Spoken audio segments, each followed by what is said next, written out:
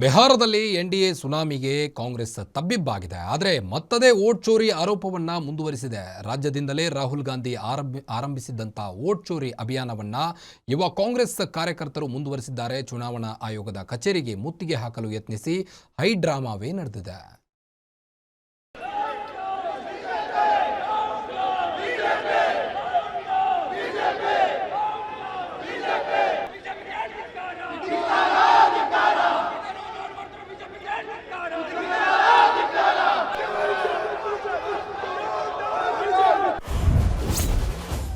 ಬಿಹಾರದಲ್ಲಿ ಎನ್ಡಿಎ ಗೆಲುವಿಗೆ ಕೆರಳಿದ ಕೈಪಡೆ.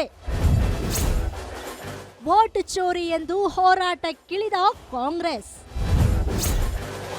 ಚುನಾವಣಾ ಆಯೋಗದ ಕಚೇರಿ ಬಳಿ ಹೈ ಡ್ರಾಮಾ.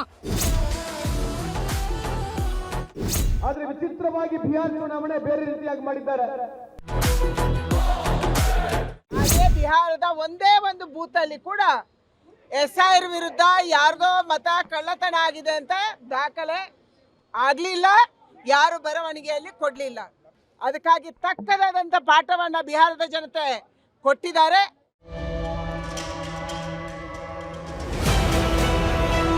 ಬಿಹಾರದಲ್ಲಿ ಎನ್ಡಿಎಗೆ ಅಭೂತಪೂರ್ವ ಗೆಲುವು ಸಾಧಿಸಿದ್ದಕ್ಕೆ ಕಾಂಗ್ರೆಸ್ ಮತ್ತಷ್ಟು ಕೆರಳಿದೆ. ಬಿಹಾರ ವಿಧಾನಸಭಾ ಚುನಾವಣೆಯಲ್ಲಿ ಮತಗಳ್ಳತನ ನಡೆದಿದೆ ಎಂದು ಆರೋಪಿಸಿ ಯುವ ಕಾಂಗ್ರೆಸ್ ಕಾರ್ಯಕರ್ತರು ಬೆಂಗಳೂರಿನ ಫ್ರೀಡಂ ಪಾರ್ಕ್ ಬಳಿ ಪ್ರತಿಭಟನೆ ನಡೆಸಿ ಆಕ್ರೋಶವನ್ನ ವ್ಯಕ್ತಪಡಿಸಿದೆ. ಚುನಾವಣಾ ಆಯೋಗದ ಕಚೇರಿಗೆ ಮುತ್ತಿಗೆ ಹಾಕಲು ಯತ್ನಿಸಿದ್ರು. ಈ ವೇಳೆ ಭಾರಿ ಹೈ ಡ್ರಾಮಾ ಸೃಷ್ಟಿಯಾಗಿದ್ದ ಕಾರ್ಯಕರ್ತರನ್ನ ಪೊಲೀಸರು ವಶಕ್ಕೆ ಪಡೆದ್ರು.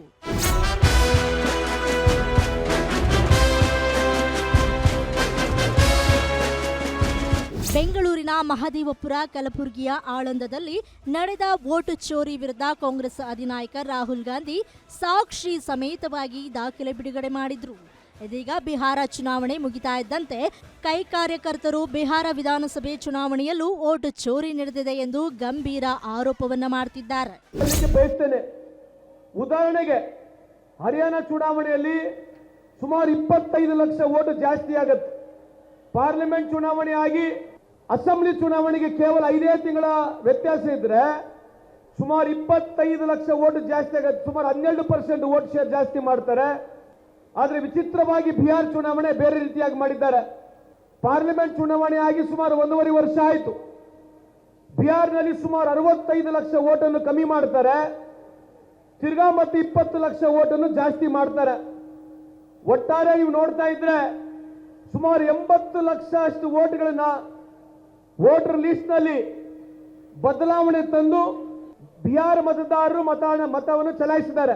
ರಾಹುಲ್ ಗಾಂಧಿ ಬೆಂಗಳೂರು ಕೇಂದ್ರ ಲೋಕಸಭಾ ಕ್ಷೇತ್ರದ ಮತಗಳ್ಳತನ ಆರೋಪ ಮಾಡಿದ್ರು. ಅದು ಇವತ್ತು ಸತ್ಯವಾಗಿದೆ. ಬಿಹಾರದಲ್ಲೂ ಚುನಾವಣಾ ಆಯೋಗದ ಗೆಲುವಾಗಿದೆ. ಇದು ಬಿಹಾರ ಜನರ ತೀರ್ಪು ಅಲ್ಲ. ದೇಶಾದ್ಯಂತ ಕಾಂಗ್ರೆಸ್ ಪಕ್ಷ ನಮ್ಮ ಮತ ನಮ್ಮ ಹಕ್ಕು ಹೋರಾಟವನ್ನ ಮುಂದುವರಿಸ್ತಾ ಇದೆ ಎಂದು ವಿಧಾನ ಪರಿಷತ್ ಸದಸ್ಯ ಸಲೀಂ ಅಹಮದ್ ಆಕ್ರೋಶವನ್ನ ವ್ಯಕ್ತಪಡಿಸಿದ್ದಾರೆ.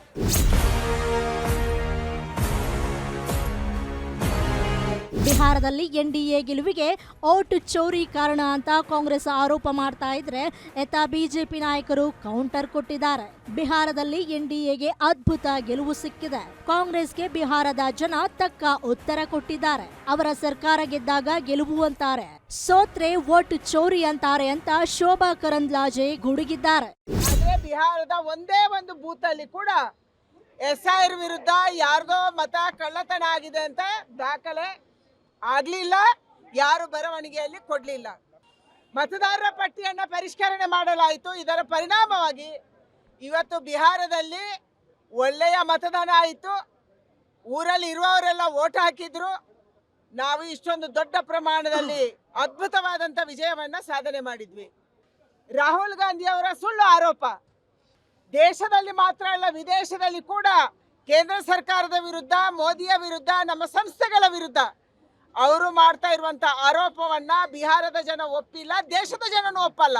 ಅದಕ್ಕಾಗಿ ತಕ್ಕದಾದಂಥ ಪಾಠವನ್ನ ಬಿಹಾರದ ಜನತೆ ಕೊಟ್ಟಿದ್ದಾರೆ. ಒಟ್ಟಾರೆ ಈಗ ಬಿಹಾರದ ಫಲಿತಾಂಶ ಎಫೆಕ್ಟ್ ನಿಂದ ಕಾಂಗ್ರೆಸ್ ತಮ್ಮ ಹೋರಾಟವನ್ನ ಚುರುಕುಗೊಳಿಸಿದೆ. ಬೆಂಗಳೂರಿನಿಂದಲೇ ಆರಂಭವಾದ ವೋಟ್ ಚೋರಿ ಅಭಿಯಾನ ಮತ್ತಷ್ಟು ತೀವ್ರತೆ ಪಡೆದುಕೊಂಡಿದೆ. ವೀರೇಶ್ ದಾನಿ, political bureau, guarantee news, Bengaluru.